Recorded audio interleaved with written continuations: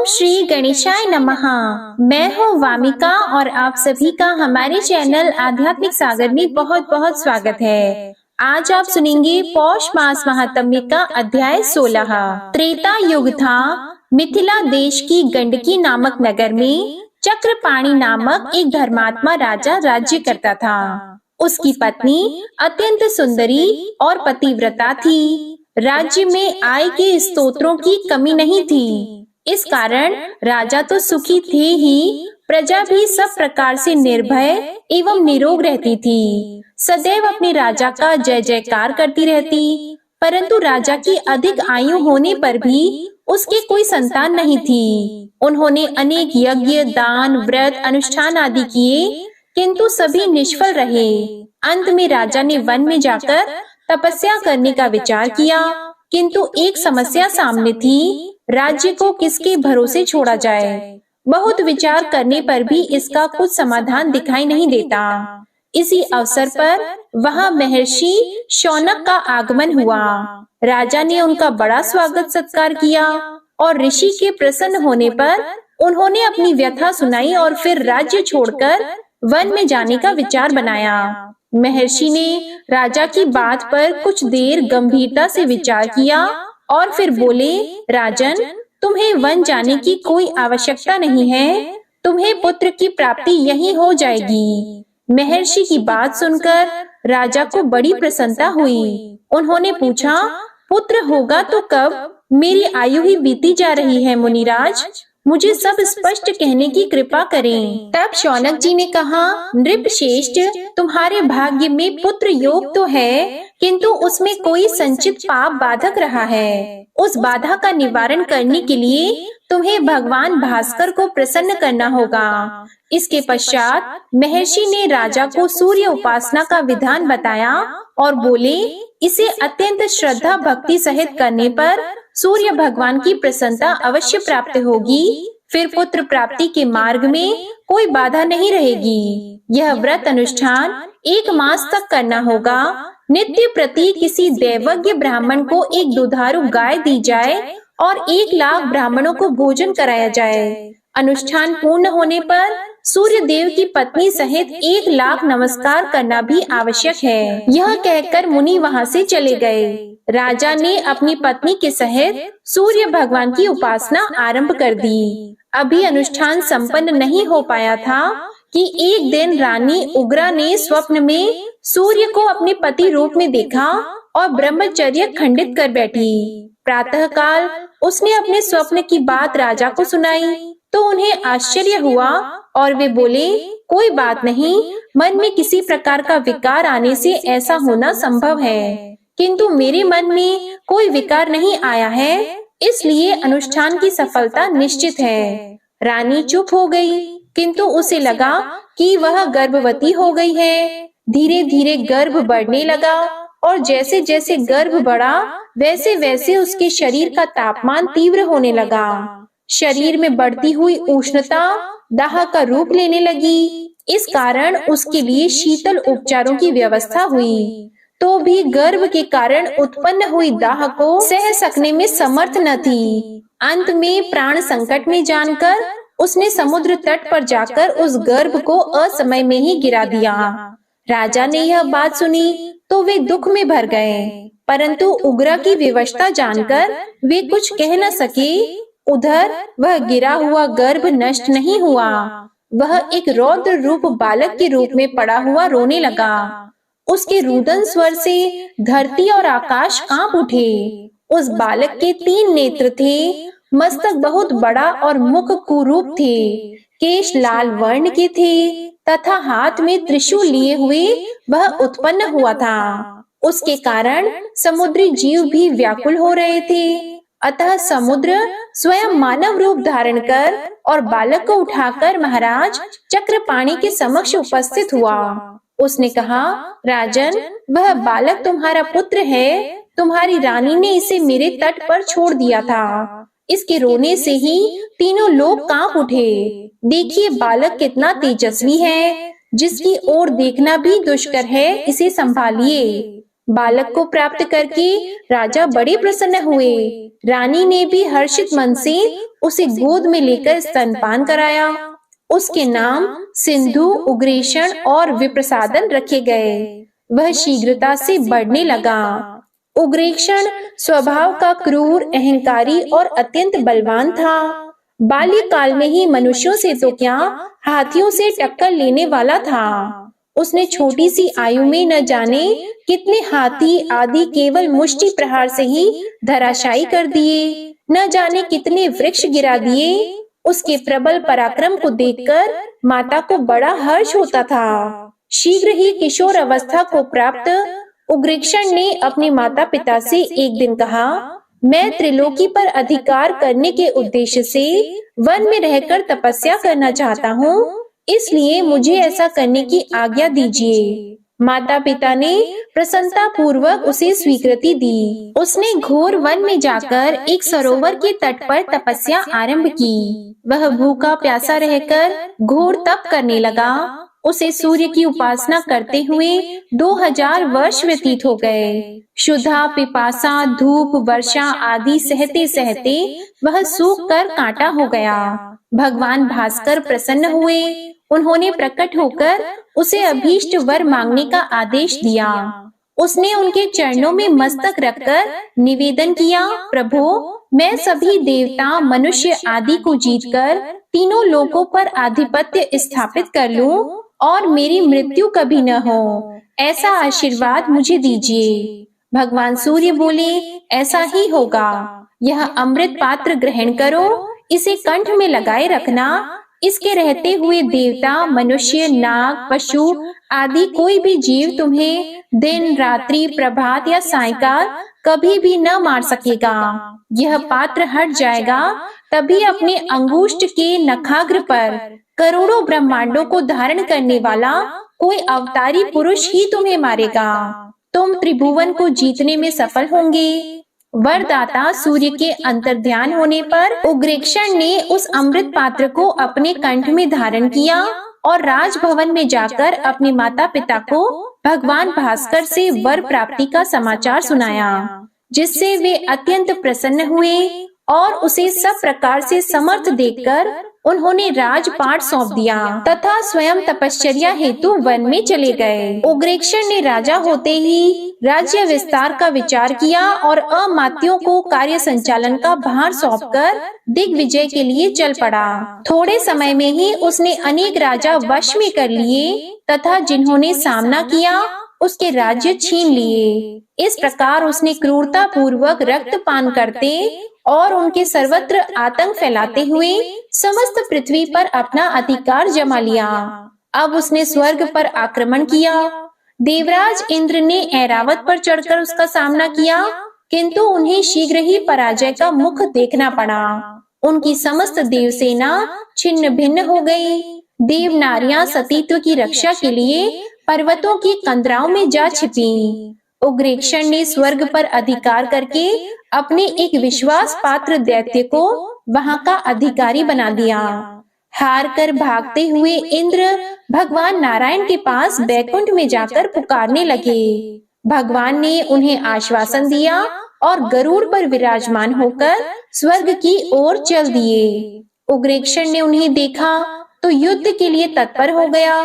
भगवान ने चक्र चलाया तो उसने मुष्टि प्रहार से चक्र को दूर फेंक दिया। उन्होंने गदा से प्रहार किया तो असुर ने उसे भी चूर चूर कर दिया।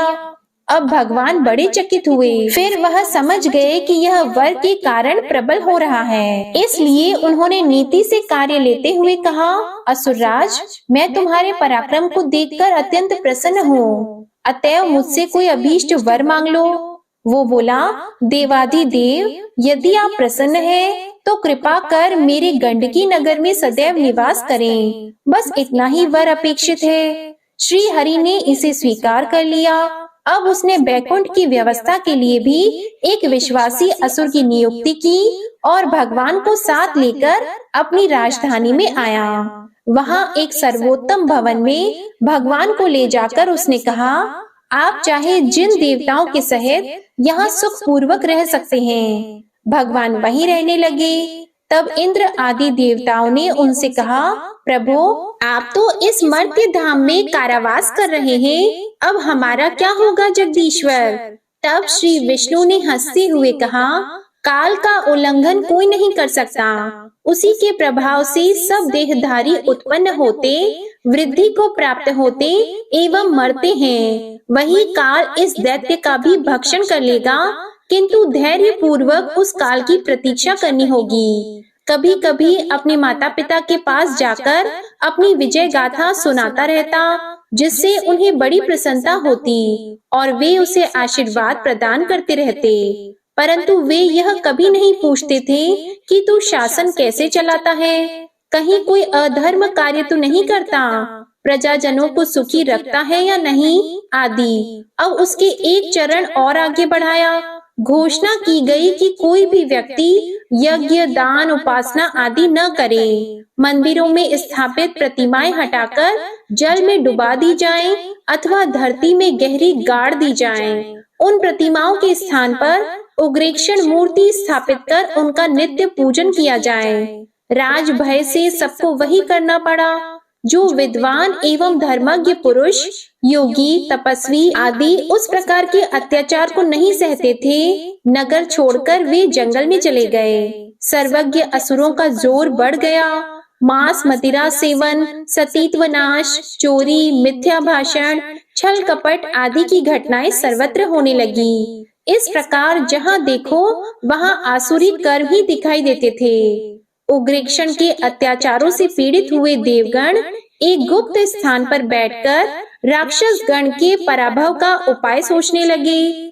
उस समय देवगुरु बृहस्पति जी ने उपाय बताया कि भगवान गजानन का पूजन करो, वे समस्त संकटों को नष्ट करने में समर्थ हैं। संसार के सर्ग, पालन और लय में वे ही परमात्मा का एकमात्र कारण हैं। इस दैत्य का विनाश भी वही कर सकते हैं। उन विघ्नेश्वर विनायक को माघ मास की चतुर्थी तिथि बहुत प्रिय है। उस दिन जो उनका पूजन करता है वही संकटों से मुक्त हो जाता है। तब देवताओं ने पूछा, उनका पूजन किस प्रकार किया जाए गुरुदेव? यदि पूरा बताने की कृपा करें तो वैसा ही करने को तत्पर होंगे। बृहस्पति जी बोले, अब माघ मास का आरंभ ही है। कृष्ण पक्ष के इस मंगलवार को ही चतुर्थी तिथि आ रही है। उसी दिन उनका षोडश उपचार पूजन करते हुए उनकी स्तुति करें तो वे करुणा सिंधु उस दैत्य को शीघ्र ही मार डालेंगे। तब तुम अपने पद को पुनः प्राप्त कर सकोगे। सुर गुरु के आदेश के अनुसार माघ कृष्ण चतुर्थी को देवताओं ने संकष्टी चतुर्थी का व्रत आरंभ किया।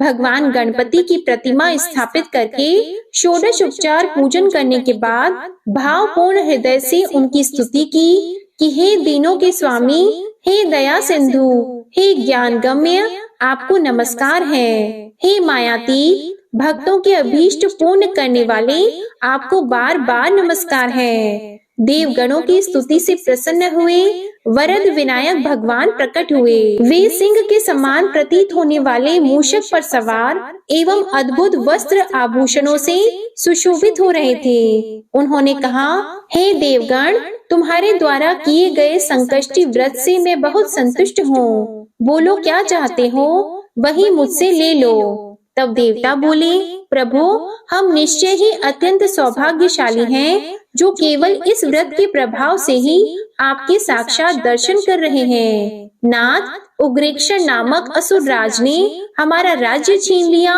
और भगवान विष्णु को कैद कर लिया है। हे दयालु, हम अपना खोया हुआ वैभव पुनः शीघ्र ही प्राप्त कर लें, ऐसी कृपा कीजिए। गणनायक ने यह आश्वासन दिया कि देवताओं, मैं शीघ्र ही मयूरेश्वर नाम से अवतार धारण कर तुम्हारी कामनाएं पूर्ण करूंगा। उग्रेक्षण का विनाश शीघ्र ही समझो। ऐसा कहकर भगवान विनायक अंतर ध्यान हो गए। इधर देवताओं के पराभव का समाचार मिलने पर भगवान शंकर, पार्वती जी और 7 कोटि गणों के साथ कैलाश छोड़कर त्रिसंध्या क्षेत्र में निवास करने लगे। वहाँ दैत्य राज के भय से संत्रस्त हुए गौतम आदि अनेक ऋषि महर्षि पहले से ही निवास कर रहे थे। वहीं भगवान शंकर ने तपस्या आरंभ कर दी। एक दिन समय प्राप्त होने पर पार्वती जी ने अपने नाथ से पूछा, प्रभु, आप तो स्वयं ही सृष्टि, स्थिति एवं प्रलय के एकमात्र कारण हैं। फिर आप किसकी प्रसन्नता के लिए तपस्या कर रहे हैं? यह रहस्य मुझे बताने का कष्ट कीजिए। तब भगवान शिव बोले, प्रिय, अनंत कर्म वाले जिन भगवान के प्रत्येक रोम में असंख्य ब्रह्मांड रहते हैं, वे समस्त गुणों के ईश्वर गुणेश ही मेरे आराध्य हैं। अनेक व्यक्ति उन्हीं गुणेश को गणेश भी कहते हैं। उनकी प्रसन्नता प्राप्ति के लिए तप करना आवश्यक होता है। तब देवी गौरी ने तपस्या की विधि पूछी, तो शिवजी ने उन्हें गणेश के एकाक्षरी मंत्र गम का उपदेश कर उपासना की विधि बताई। तब देवी भी प्रसन्न मन से शिवजी की आज्ञा लेकर तपस्या के लिए शेखनाद्री पर्वत पर गईं। वहां उन्होंने 12 वर्ष तक घोर तप किया। तभी उन्होंने भगवान गणेश के दर्शन किए। उनका अद्भुत रूप था। 10 भुजाएं, गजवदन, मस्तक पर चंद्रमा, मध्य भाग में नारायण मुख, दक्षिण भाग में शिव मुख और वाम भाग में ब्रह्म मुख दिखाई देता था। वे शेषनाग और पद्मासन लगाए हुए विराजमान थे। उस गौर वर्ण प्रभु ने अपनी गंभीर वाणी में कहा, जगदीश्वरी, आपकी तपस्या से अत्यंत प्रसन्न हूँ। आप अपना अभीष्ट वर मांगिए। तब देवी पार्वती ने प्रणाम करके कहा, प्रभु, आप प्रसन्न हैं, यही मैं चाहती हूँ। आपकी तुष्टि के अतिरिक्त अन्य कोई वर मुझे अभीष्ट नहीं है। आप मेरे पुत्र रूप में प्रकट होकर निरंतर दर्शन को प्राप्त कराएं। एवं अस्तु कहकर देवादिदेव गणेश जी वहां अंतर ध्यान हो गए। तब गिरिजा ने वहां एक सुंदर मंदिर की स्थापना करके गणेश जी की मूर्ति स्थापित की और उसका नाम रखा गिरिजात्मज। और फिर वे भगवान शंकर के पास आ गईं और उन्हें अपनी वर प्राप्ति की बात बताई। तब भगवान शिवजी बोले, देवी, भगवान तुम्हारे पुत्र रूप से अवतार लेकर दैत्य उग्रेक्षण और उसके साथियों को मारकर पृथ्वी का भार उतारेंगे और इंद्र आदि लोकपालों को उनके अधिकार की पुनः प्राप्ति कराएंगे। इसके पश्चात उस क्षेत्र में पार्वती जी का तप चर्चा का विषय बन गया। धीरे धीरे भाद्रपद शुक्ल चतुर्थी का आगमन हुआ। उस दिन चंद्रवार, स्वाति नक्षत्र, सिंह लग्न एवं 5 शुभ लग्नों का साथ था। पार्वती जी ने गणेश जी का षोडश उपचार पूजन किया ही था कि असंख्य मुख, असंख्य नेत्र, असंख्य कान, नाक, हाथ से युक्त विराट स्वरूप तेजस्वी बालक का प्राकट्य हुआ। उन्होंने गिरिजा से कहा, मातेश्वरी, मैं वही गणेश हूँ जिसकी आप निरंतर आराधना करती रहती हैं। अब आपके पुत्र रूप से मेरा प्राकट्य हुआ है। तब देवी गिरिजा बोली, महामहिमामय, अपने इस विराट रूप को छोड़कर मुझे पुत्र सुख दीजिए। इतना कहते ही उन्होंने सुंदर बालक रूप धारण कर लिया। सुंदर नासिका, 3 नेत्र, 6 भुजाएं, विशाल वक्ष स्थल, दर्शनीय मुख, चरणों में ध्वज, अंकुश, कमल आदि के शुभ चिन्ह तथा करोड़ों चंद्रमाओं के समान उज्जवल गौर वर्ण था। तभी भगवान शंकर ने बालक को देखकर प्रणाम किया और वे बोले, पार्वती, यह बालक रूप में सभी प्राणियों के स्वामी, सभी लोकों के नाथ, सभी के आश्रयभूत परमात्मा हैं। यही गणेश तुम्हारे पुत्र रूप से प्रकट हुए हैं। शिवजी ने बालक का जात कर्म संस्कार कराया और विप्रों को इच्छित दान दिए। देवी पार्वती ने उन्हें स्तनपान कराया और समस्त क्षेत्र में ज्योतिषी गण उपस्थित हुए। उन्होंने बालक का नाम विघ्नहरण, विनायक, गुणेश या गणेश रखा और कहा कि यह बालक सभी शुभ कर्मों में प्रथम पूजनीय होगा। इसके द्वारा दैत्यों का संहार अवश्यम भावी है। बोलिए भगवान गणेश जी की जय। प्रिय भक्तजनों, आइए अब आपको सुनाते हैं भगवान शिव और माता पार्वती की कथा। एक बार शिव जी और माता पार्वती जी पृथ्वी का भ्रमण कर रहे थे। तभी उन्होंने देखा कि हजारों लोग गंगा स्नान कर रहे हैं। तब माता पार्वती सभी को ध्यान से देख रही थी। भक्त हर हर का जप करते हुए गंगा में डुबकी लगा रहे थे। माता पार्वती जी ने भगवान शिव से पूछा कि सभी श्रद्धालु गंगा का स्नान कर रहे हैं, लेकिन इस स्नान के बाद भी इनके पाप नष्ट क्यों नहीं होते? प्रभु, इनके जीवन के दुख दूर क्यों नहीं होते? क्या गंगा में अब वह सामर्थ्य नहीं है जिससे भक्तों के पाप नष्ट हो सके? तब भगवान शिव ने कहा कि हे देवी पार्वती, गंगा में अभी भी वही सामर्थ्य है, लेकिन इन लोगों ने गंगा में स्नान ही नहीं किया है, तो लाभ कैसे मिलेगा? फिर देवी ने कहा कि हमारे सामने सभी ने स्नान तो किया है, अभी तो इनके शरीर भी भीगे हुए हैं। फिर भगवान शिव देवी पार्वती से बोले कि इन सभी लोगों ने गंगा में सिर्फ जल में डुबकी लगाई है। देवी, देखिए, इसका रहस्य मैं आपको कल समझा दूंगा। अब अगले दिन बहुत तेज बारिश हो रही थी। गंगा नदी की ओर जाने वाले रास्ते में एक बड़ा सा गड्ढा बन गया, जिसमें गंदा पानी भरा हुआ था। वहां भगवान शिव एक वृद्ध के रूप में और माता पार्वती जी सामान्य स्त्री के रूप में प्रकट हो गए। भगवान शिव ने माता पार्वती को समझाया कि मैं इस गड्ढे में गिर जाऊंगा, कुछ देर में यहाँ से गंगा स्नान करके हजारों श्रद्धालु निकलेंगे। तुम उनसे मुझे निकालने के लिए मदद मांगना और उनसे कहना कि मुझे वही व्यक्ति हाथ लगाएगा जो निष्पाप हो। अगर किसी पापी ने मुझे हाथ लगा दिया तो वह भस्म हो जाएगा। इस तरह माता पार्वती जी को समझाकर भगवान शिव वृद्ध व्यक्ति के रूप में उस गड्ढे में गिर गए और बचाओ बचाओ चिल्लाने लगे। गड्ढे के पास ही बैठी स्त्री भी लोगों से मदद मांगने लगी कि उनके पति गिर गए हैं, उन्हें गड्ढे से निकालने में उनकी मदद करें। काफी लोग वहां इकट्ठा हो गए। जब लोग वृद्ध को गड्ढे से निकालने के लिए आगे बढ़े, तो स्त्री ने कहा कि इन्हें वही व्यक्ति हाथ लगाए जो निष्पाप हो, जिसने कोई पाप ना किया हो, वरना वह भस्म हो जाएगा। बस यह सुनते ही सभी लोग पीछे हट गए। सभी ने सोचा कि ऐसा ना हो कि इसकी मदद करने के चक्कर में हम किसी मुसीबत में फंस जाएं। ऐसा सोचकर लोग वहां से निकल गए। गंगा स्नान करके लोग आ रहे थे, लेकिन कोई भी वृद्ध की मदद करने के लिए आगे नहीं बढ़ रहा था। ऐसा करते करते शाम हो गई। तभी भगवान शिव ने देवी पार्वती से कहा कि देखा, यहाँ ऐसा कोई नहीं आया जिसने आस्था और विश्वास के साथ गंगा स्नान किया हो। तभी वहां एक और व्यक्ति आया। वह हर हर गंगे का जप कर रहा था। उसने वृद्ध को गड्ढे में फंसा देखा तो वह मदद करने के लिए आगे बढ़ा। तभी स्त्री ने कहा कि इन्हें वही व्यक्ति बाहर निकाल सकता है जो निष्पाप हो। क्या तुम पूरे निष्पाप हो? फिर उस व्यक्ति ने कहा कि आपको मेरे निष्पाप होने पर संदेह क्यों है? मैं अभी अभी गंगा स्नान करके आया हूँ। गंगा में नहाने के बाद भी पाप रहते हैं क्या?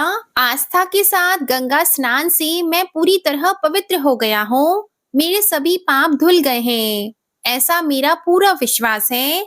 इतना बोलकर उस युवक ने उस वृद्ध को गड्ढे से बाहर निकाल दिया। भगवान शिव और माता पार्वती उस युवक से बड़े प्रसन्न हुए और अपने वास्तविक रूप में उसे दर्शन दिया। माता पार्वती जी समझ गई कि हजारों लोगों में एक ही व्यक्ति ने आस्था और विश्वास के साथ गंगा स्नान किया है। बाकी सभी सिर्फ स्नान करते हैं, इसलिए उनके पाप नहीं धुलते। श्रद्धा से, पूरे विश्वास से स्नान करें, और यदि आप सच्ची श्रद्धा से, पूरे विश्वास के साथ घर में भी नहाने के पानी में गंगा जल मिलाकर स्नान करें, तो उससे भी आपको गंगा स्नान का पुण्य प्राप्त होगा। उससे भी आपके सभी पापों का नाश हो जाएगा। बस आपको विश्वास रखना है। गंगा जितना पवित्र पहले थी, उतनी ही आज भी है। तो सभी भक्तजनों प्रेम से बोलिए हर हर गंगे, ओम नमः शिवाय। प्रिय भक्तों, आइए अब सुनते हैं श्रीमद् भगवद गीता का अध्याय 13। अर्जुन ने भगवान श्री कृष्ण से कहा, हे कृष्ण, मैं प्रकृति एवं पुरुष, क्षेत्र एवं क्षेत्रज्ञ तथा ज्ञान एवं ज्ञेय के विषय में जानने का इच्छुक हूँ। तब भगवान श्री कृष्ण ने कहा, हे कुंती पुत्र, यह शरीर क्षेत्र कहलाता है और इस क्षेत्र को जानने वाला क्षेत्रज्ञ है। हे भरतवंशी, तुम्हें ज्ञात होना चाहिए कि मैं भी समस्त शरीरों में ज्ञाता हूँ और इस शरीर तथा इसके ज्ञाता को जान लेना ज्ञान कहलाता है, ऐसा मेरा मत है। अब तुम मुझसे यह सब संक्षेप में सुनो कि कर्म क्षेत्र क्या है, यह किस प्रकार बना है, इसमें क्या परिवर्तन होते हैं, यह कहाँ से उत्पन्न होता है, इस कर्म क्षेत्र को जानने वाला कौन है और इसका प्रभाव क्या है। विभिन्न वैदिक ग्रंथों में विभिन्न ऋषियों ने कार्यकलापों के क्षेत्र तथा उन कार्यकलापों के ज्ञाता के ज्ञान का वर्णन किया है।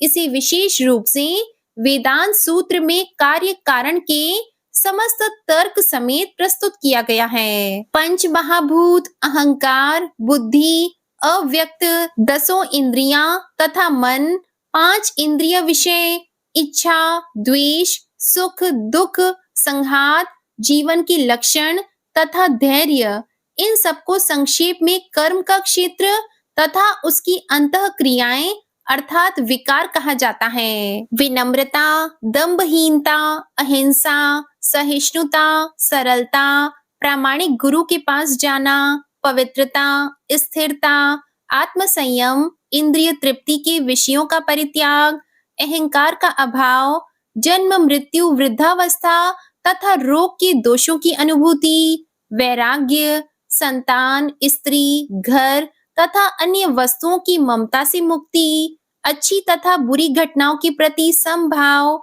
मेरे प्रति निरंतर अनन्य भक्ति, एकांत स्थान में रहने की इच्छा, जन समूह से विलगाव, आत्म साक्षात्कार की महत्ता को स्वीकारना तथा परम सत्य की दार्शनिक खोज, इन सबको मैं ज्ञान घोषित करता हूँ और इनके अलावा जो भी है वह सब अज्ञान है। अब मैं तुम्हें ज्ञेय के विषय में बताऊंगा जिसे जानकर तुम नित्य ब्रह्मा का आस्वादन कर सकोगे।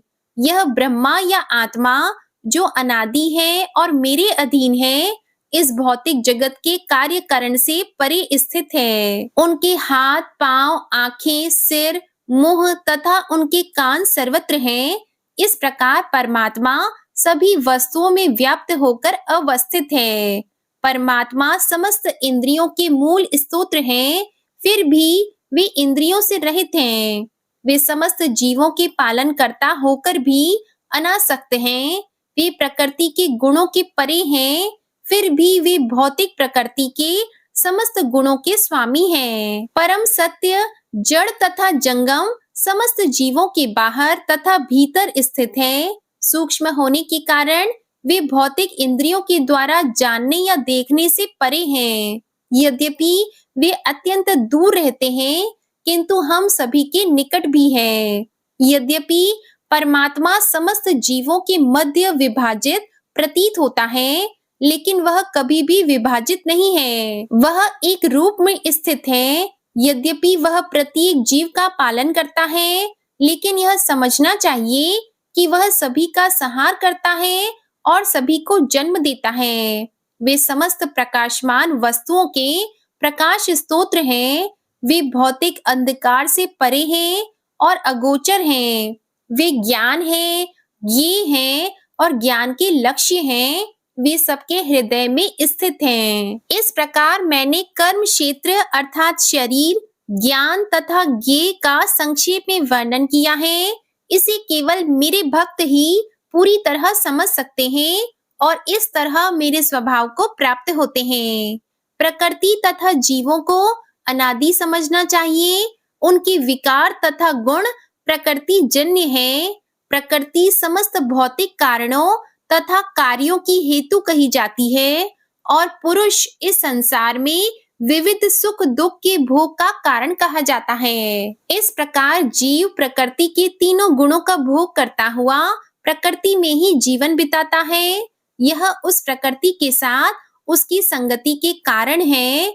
इस तरह उसे उत्तम तथा अधम योनियां मिलती रहती है। तो भी इस शरीर में एक दिव्य भोक्ता है जो ईश्वर है, परम स्वामी है और साक्षी तथा अनुमति देने वाले के रूप में विद्यमान है और जो परमात्मा कहलाता है। जो व्यक्ति प्रकृति, जीव तथा प्रकृति के गुणों की अंतः क्रिया से संबंधित इस विचारधारा को समझ लेता है, उसे मुक्ति की प्राप्ति सुनिश्चित है। उसकी वर्तमान स्थिति चाहे जैसी हो, यहाँ पर उसका पुनर्जन्म नहीं होगा। कुछ लोग परमात्मा को ध्यान के द्वारा अपने भीतर देखते हैं, तो दूसरे लोग ज्ञान के अनुशीलन द्वारा, और कुछ ऐसे हैं जो निष्काम कर्म योग द्वारा देखते हैं। ऐसे भी लोग हैं जो यद्यपि आध्यात्मिक ज्ञान से अवगत नहीं होते, पर अन्यों से परम पुरुष के विषय में सुनकर उनकी पूजा करने लगते हैं। ये लोग भी प्रामाणिक पुरुषों से श्रवण करने की मनोवृत्ति होने के कारण जन्म तथा मृत्यु पथ को पार कर जाते हैं। हे भरतवंशियों में श्रेष्ठ, यह जान लो कि चर तथा अचर जो भी तुम्हें अस्तित्व में दिख रहा है, यह कर्म क्षेत्र तथा क्षेत्र के ज्ञाता का संयोग मात्र है। जो परमात्मा को समस्त शरीरों में आत्मा के साथ देखता है, और जो यह समझता है कि इस नश्वर शरीर के भीतर न तो आत्मा न ही परमात्मा कभी भी विनष्ट होता है, वही वास्तव में देखता है। जो व्यक्ति परमात्मा को सर्वत्र तथा प्रत्येक जीव में समान रूप से वर्तमान देखता है, वह अपने मन के द्वारा अपने आप को भ्रष्ट नहीं देखता। इस प्रकार वह दिव्य गंतव्य को प्राप्त करता है। जो यह देखता है कि सारे कार्य शरीर द्वारा संपन्न किए जाते हैं, जिसकी उत्पत्ति प्रकृति से हुई है, और जो देखता है कि आत्मा कुछ भी नहीं करता, वही यथार्थ में देखता है। जब विवेकवान व्यक्ति विभिन्न भौतिक शरीरों के कारण विभिन्न स्वरूपों को देखना बंद कर देता है, और यह देखता है कि किस प्रकार जीव सर्वत्र फैले हुए हैं, तो वह ब्रह्म बोध को प्राप्त होता है। शाश्वत दृष्टि संपन्न लोग यह देख सकते हैं कि अविनाशी आत्मा दिव्य, शाश्वत तथा गुणों अतीत है। हे अर्जुन, भौतिक शरीर के साथ संपर्क होते हुए भी आत्मा न तो कुछ करता है न लिप्त होता है। यद्यपि आकाश सर्वव्यापी है, किंतु अपनी सूक्ष्म प्रकृति के कारण किसी वस्तु से लिप्त नहीं होता। इसी तरह ब्रह्म दृष्टि में स्थित आत्मा शरीर में स्थित रहते हुए भी शरीर से लिप्त नहीं होता। हे भरतपुत्र, जिस प्रकार सूर्य अकेले इस सारे ब्रह्मांड को प्रकाशित करता है, उसी प्रकार शरीर के भीतर स्थित एक आत्मा सारे शरीर को चेतना से प्रकाशित करता है।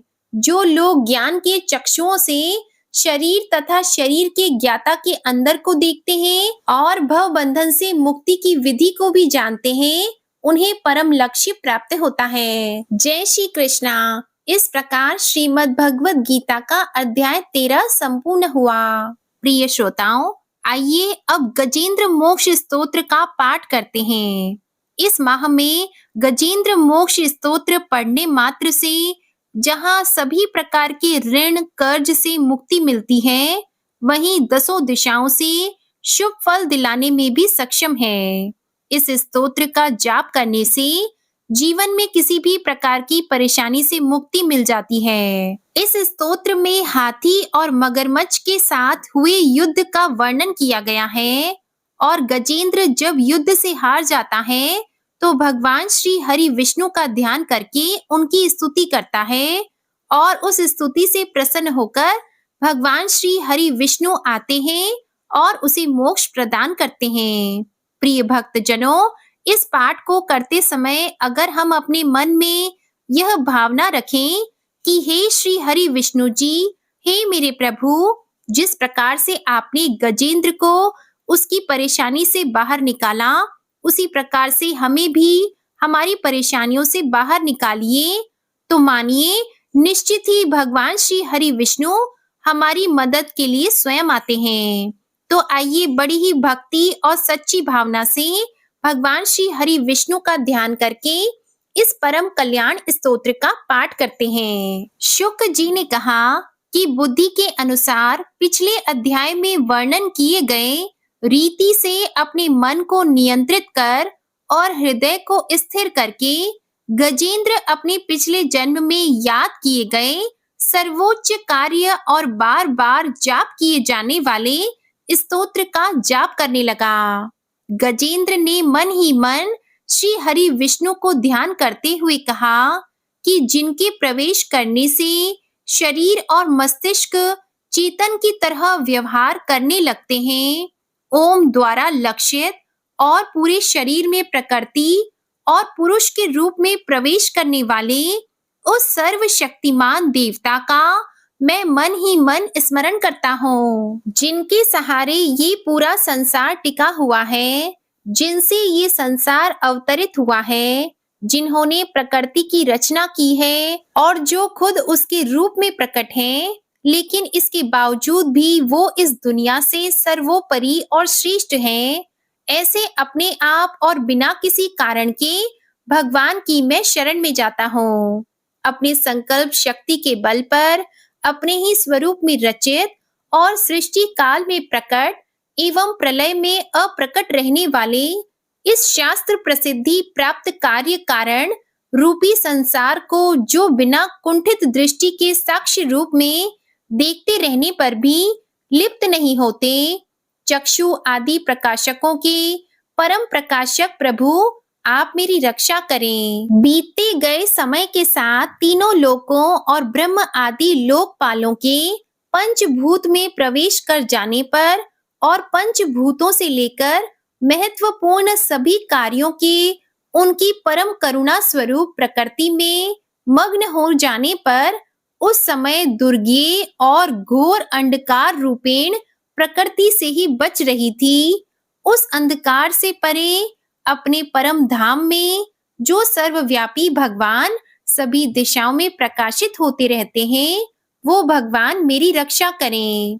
विभिन्न नाट्य रूपों में अभिनय करने वाले और उस अभिनेता के वास्तविक स्वरूप को जिस प्रकार से साधारण लोग भी नहीं पहचान पाते, उसी तरह से सत्व प्रधान देवता और महर्षि भी जिनके स्वरूप को नहीं जान पाते, ऐसे में कोई साधारण प्राणी उनका वर्णन कैसे कर सकता है। ऐसे दुर्गम चरित्र वाले भगवान मेरी रक्षा करें। अनेकों शक्ति से मुक्त सभी प्राणियों को आत्मबुद्धि प्रदान करने वाले, सबके बिना कारण हित और अतिशय साधु स्वभाव ऋषि मुनि जन, जिनके परम स्वरूप को देखने की इच्छा के साथ वन में रहकर अखंड ब्रह्मचार्य तमाम अलौकिक व्रतों को नियमों के अनुसार पालन करते हैं, ऐसे प्रभु ही मेरी गति है। वह जिनका हमारी तरह ना तो जन्म होता है और ना जिनका अहंकार में कोई भी काम नहीं होता, जिनके निर्गुण रूप का ना कोई नाम है और ना कोई रूप है, इसके बावजूद भी वह समय के साथ इस संसार की सृष्टि और प्रलय के लिए अपनी इच्छा से अपने जन्म को स्वीकार करते हैं। उस अनंत शक्ति वाले परम ब्रह्मा परमेश्वर को मेरा नमस्कार है। प्राकृत आकार रहित और अनेक रूप वाले अद्भुत भगवान को मेरा बार बार नमस्कार है। स्वयं प्रकाशित सभी साक्ष्य परमेश्वर को मेरा शत शत नमन है। वैसे देव जो मन वाणी और चित्त वृत्तियों से परे हैं, उन्हें मेरा बारंबार नमस्कार है। विवेक से परिपूर्ण पुरुष के द्वारा सभी सत्व गुणों से परिपूर्ण निवृत्ति धर्म के आचरण से मिलने वाले योग्य मोक्ष सुख की अनुभूति रूपी भगवान को मेरा नमस्कार है। सभी गुणों के स्वीकार शांत रजोगुण को स्वीकार करके अत्यंत और तमोगुण को अपनाकर मूड से जाने जाने वाले बिना भेद के और हमेशा सद्भाव से ज्ञान धनी प्रभु को मेरा नमस्कार है। शरीर के इंद्रिय के समुदाय रूप सभी पिंडों के ज्ञाता सभी के स्वामी और साक्षी स्वरूप देव आपको मेरा नमस्कार है। सभी के अंतर्यामी प्रकृति के परम कारण लेकिन स्वयं बिना कारण भगवान को मेरा शत शत नमस्कार है।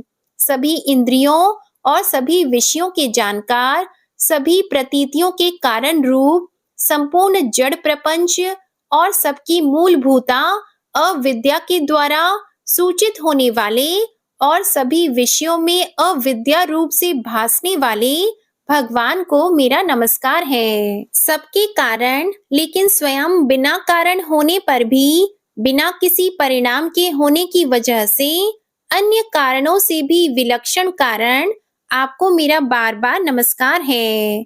सभी वेदों और शास्त्रों के परम तात्पर्य, मोक्ष रूपी और श्रेष्ठ पुरुषों की परम गति देवता को मेरा नमस्कार है।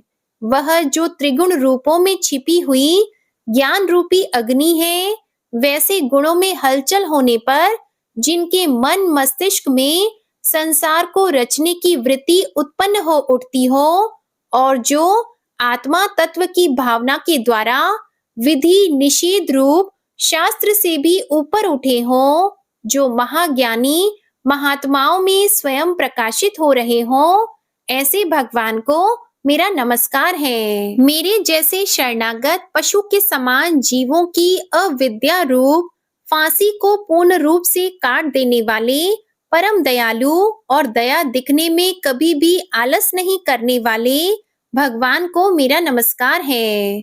अपने अंश से सभी जीवों के मन में अंतर्यामी रूप से प्रकट होने वाले सर्वनियंता अनंत परमात्मा, आपको मेरा नमस्कार है। जो शरीर, पुत्र, मित्र, घर और संपत्ति सहित कुटुंबियों में अशक्त लोगों के द्वारा कठिनाई से मिलते हों और मुक्त पुरुषों के द्वारा अपने हृदय में निरंतर चिंतित ज्ञान स्वरूप सर्वसमर्थ परमेश्वर को मेरा नमस्कार है। वह जिन्हें धर्म, अभिलषित भोग, धन और मोक्ष की कामना से मनन करके लोग अपनी मनचाही इच्छा पूर्ण कर लेते हैं, अपितु जिन्हें विभिन्न प्रकार के अयाचित भोग और अविनाशी पार्षद शरीर भी देते हैं, वैसे अत्यंत दयालु प्रभु मुझे इस प्रकार के विपदा से हमेशा के लिए बाहर निकालें। वह जिनके एक से अधिक भक्त हैं, जो मुख्य रूप से एकमात्र उसी भगवान की शरण में हैं, जो धर्म, अर्थ आदि किसी भी पदार्थ की अभिलाषा नहीं रखते हैं, जो केवल उन्हीं के परम मंगलमय एवं अत्यंत विलक्षण चरित्र का गुणगान करते हुए उनके आनंदमय समुद्र में गोती लगाते रहते हैं, उन अविनाशी, सर्वव्यापी, सर्वमान्य ब्रह्म आदि के भी नियामक अभक्तों के लिए भी हमेशा प्रकट होने वाले, भक्ति योग द्वारा प्राप्त, अत्यंत निकट होने पर भी माया के कारण अत्यंत दूर महसूस होने वाले, इंद्रियों के द्वारा अगम्य और अत्यंत दुर्विज्ञेय, अंतर रहित लेकिन सभी के आदि कारक और सभी तरफ से परिपूर्ण उस भगवान की मैं स्तुति करता हूँ। वो जो ब्रह्मा सहित सभी देवता, चारों वेद, समस्त चर और अचर जीव के नाम और आकृति भेद से जिनके अत्यंत क्षुद्र अंशों से रचित हैं, जिस तरह से जलती हुई अग्नि की लपटें और सूरज की किरणें हर बार निकलती हैं और फिर से अपने कारण में लीन हो जाती है, उसी प्रकार बुद्धि, मस्तिष्क, इंद्रियां और नाना योनियों के शरीर, जिन सभी गुणों से प्राप्त शरीर जो स्वयं प्रकाश परमात्मा से अवतरित होकर फिर से उन्हीं में लीन हो जाता है। वह भगवान जो ना तो देवता है, ना असुर, ना मनुष्य और ना ही मनुष्य से नीचे किसी अन्य योनि के प्राणी, ना ही वो स्त्री है, ना पुरुष और ना ही नपुंसक और ना ही वो कोई ऐसे जीव हैं जिनका इन तीनों ही श्रेणी में समावेश है। वो ना तो गुण है, ना कर्म है, वो ना ही कार्य है और ना ही कारण। इन सभी योनियों का निषेध होने पर जो बचता है वही उनका असली रूप है। ऐसे प्रभु मेरा उत्थान करने के लिए प्रकट हो। अब मैं इस मगरमच्छ के चंगुल से आजाद होने के बाद जीवित नहीं रहना चाहता। इसकी वजह यह है कि मैं सभी तरफ से अज्ञानता से ढके इस हाथी के शरीर का क्या करूं? मैं आत्मा के प्रकाश से ढक देने वाले अज्ञानता से युक्त इस हाथी के शरीर से मुक्त होना चाहता हूँ, जिसका काल क्रम से अपने नाश नहीं होता बल्कि ईश्वर की दया और ज्ञान से उदय हो पाता है। इस प्रकार से मोक्ष के लिए लालायित संसार के रचयिता स्वयं संसार के रूप में प्रकट, लेकिन संसार से परे, संसार में एक खिलौने की तरह खेलने वाले, संसार में आत्म रूप से व्याप्त, अजन्मा, सर्वव्यापी एवं प्राप्य वस्तुओं में सर्वश्रेष्ठ श्री हरि का केवल स्मरण करता हूँ और उनकी शरण में जाता हूँ। वह जिन्होंने भगवत शक्ति रूपी योग के द्वारा कर्मों को जला डाला है, जिन्हें समस्त योगी ऋषि अपने योग के द्वारा अपनी शुद्ध हृदय में प्रकट देखते हैं, उन योगेश्वर भगवान को मेरा नमस्कार है।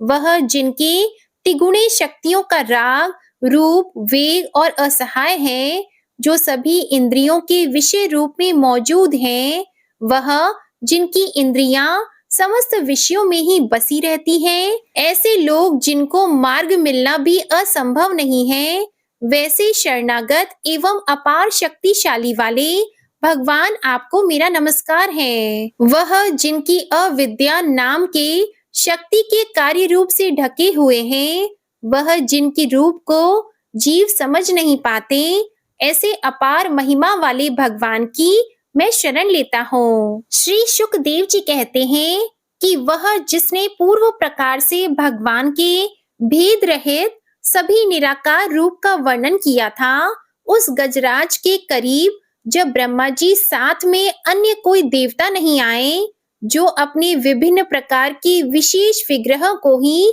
अपना रूप मानते हैं, ऐसे में साक्षात विष्णु जी, जो सभी के आत्मा होने के कारण सभी देवताओं के रूप हैं, तब वहां प्रकट हुए।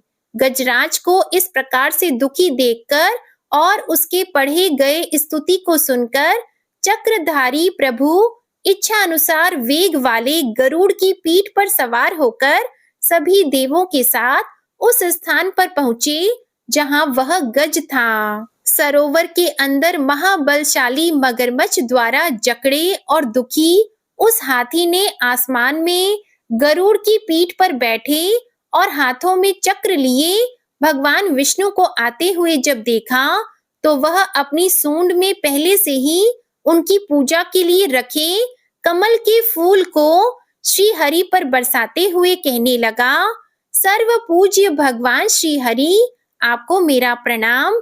सर्व पूज्य भगवान श्री हरि, आपको मेरा नमस्कार। लाचार हाथी को देखकर श्री हरि विष्णु गरुड़ से नीचे उतरकर सरोवर में उतर आए और बेहद दुखी होकर ग्राह सहित उस गज को तुरंत ही सरोवर से बाहर निकाल आए और देखते ही देखते अपने चक्र से मगरमच्छ के गर्दन को काट दिए और हाथी को उस पीड़ा से बाहर निकाल लिया।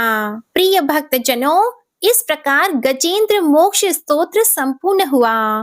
प्रेम से बोलिए भगवान श्री हरि विष्णु जी की जय। जय माता लक्ष्मी जी, जय हो नारायण भगवान की। आज की कथा अच्छी लगे तो वीडियो को लाइक करके चैनल जरूर सब्सक्राइब कीजिएगा और कमेंट में श्री लक्ष्मी नारायण भगवान जी की जय भी जरूर लिखिएगा। इसी के साथ आज आप हमारे चैनल पर मंगलवार की व्रत कथा भी जरूर सुनिएगा। जय श्री लक्ष्मी नारायण भगवान की।